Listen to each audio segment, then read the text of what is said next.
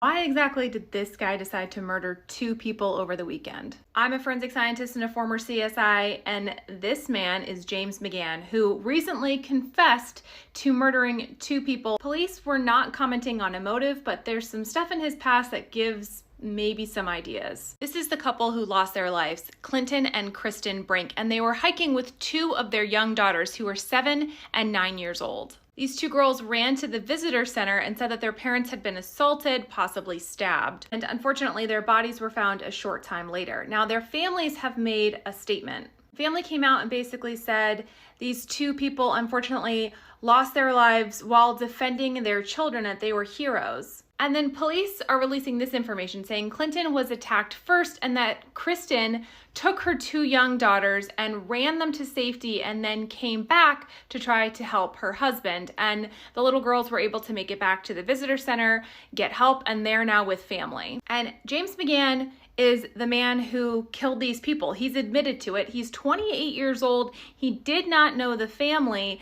And so that leads to the inevitable question of why would you murder two people? Early information, early police radio traffic seems to indicate that he stabbed them, which is a pretty intimate way to kill two people that you do not know. What I talked about in my last video is that McGann has a history as an elementary school teacher, but we're learning a little bit more about what that history exactly looked like, and it's not good. So I mentioned before that he had just moved from Oklahoma to Arkansas for a new job.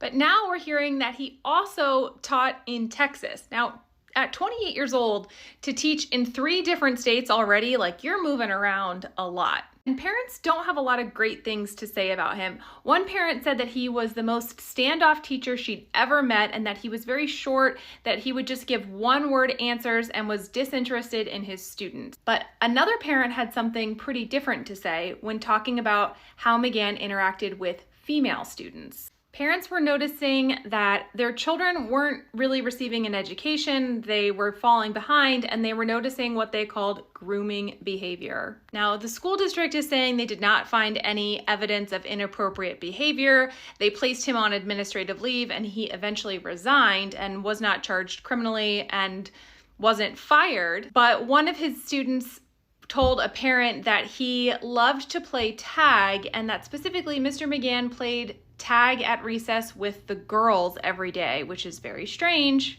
and that he would give out candy and special prizes to female students, that female students would flock to him, that he wanted the girls to spend extra time with him, have lunch with him, and maybe even sit on his lap.